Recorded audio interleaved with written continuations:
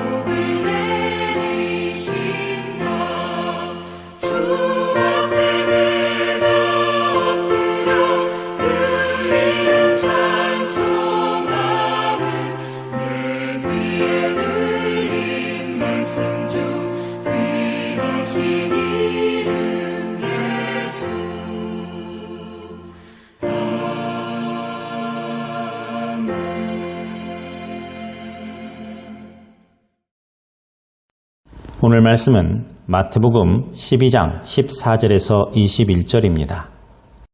함께 봉독합니다. 바리새인들이 나가서 어떻게 하여 예수를 죽일까 의논하거늘 예수께서 아시고 거기를 떠나가시니 많은 사람이 따르는지라 예수께서 그들의 병을 다 고치시고 자기를 나타내지 말라 경고하셨으니 이는 선지자 이사야를 통하여 말씀하신 바 보라 내가 택한 종 곧 내 마음에 기뻐하는 바 내가 사랑하는 자로다. 내가 내 영을 그에게 줄 터이니 그가 심판을 이방에 알게 하리라. 그는 다투지도 아니하며 들레지도 아니하리니 아무도 길에서 그 소리를 듣지 못하리라. 상한 갈대를 꺾지 아니하며 꺼져가는 심지를 끄지 아니하기를 심판하여 이길 때까지 하리니 또한 이방들이 그의 이름을 바라리라 함을 이루려 하심이니라. 아멘. 할렐루야. 오늘은 예수님이 누구신가 하는 내용의 말씀을 나눠보겠습니다. 여러분들은 여러분 자신에 대해서 얼마나 많이 알고 계십니까? 보통은 자기 자신에 대해서 구체적으로 생각하고 알게 되는 시기는 청소년기부터 시작된다고 합니다. 어린아이들은 자기가 남인지 자기 자신인지를 잘 구분하지를 못해요.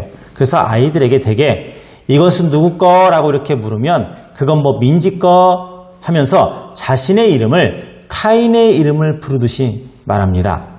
그러다가 조금 더 성장하면 이거 내 거 이렇게 말하게 되고 어떤 물건이 자기에게 소속되어 있음을 알게 됩니다. 그러나 청소년기가 되면 자기가 누구인지를 여러 통로를 통해서 알려고 노력을 해요. 그래서 그들은 방황하고 도전하면서 자신의 존재 의미를 찾기도 합니다. 그 표현 방식이 반항, 방황, 도전, 가출 등을 통해서 그들 자신이 주위에서 얼마나 자기가 중요한 사람인가 또는 누군가에게 사랑을 받고 있는가를 확인하는 하나의 방법인 거죠. 그런데 어른이 된 사람들도 자기가 누구인지를 잘 모르는 사람들이 있습니다. 저도 그런 생각이 가끔 듭니다. 예전에 유행했던 노래 가사말처럼 내가 나를 모르는데 넌들 나를 알겠느냐 하는 말이 생각날 정도로 나라는 존재가 도대체 무엇인가 이것으로 고민될 때가 있지요. 예수님께서는 요한복음에서 자신의 정체를 여러 모습으로 소개하고 있습니다. 나는 생명의 떡이다. 나는 선한 목자다. 나는 길이요 진리요 생명이다. 나는 참 포도나무다. 이런 식으로 표현하셨습니다. 그러나 오늘의 말씀은 마태복음을 쓴 저자가 예수님을 어떤 분으로 알고 있느냐 하는 거예요. 과연 예수님은 어떤 분입니까? 이사야 선지자와 마태복음의 저자는 예수님에 대해서 공통적으로 이렇게 표현을 하고 있습니다. 19절과 20절입니다. 그는 다투지도 아니하며 들레지도 아니하리니 아무도 길에서 그 소리를 듣지 못하리라. 상한 갈대를 꺾지 아니하며 꺼져가는 심지를 끄지 아니하기를 심판하여 이길 때까지 하리니. 이 구절에서 들레지도 아니한다 하는 말씀은 큰 소리를 내지 아니한다는 말씀으로 이사야가 이미 고백한 내용이에요. 이 내용을 이 예수님에 대한 이해를 마태가 감동한 겁니다. 그래서 자기도 그것을 인용합니다.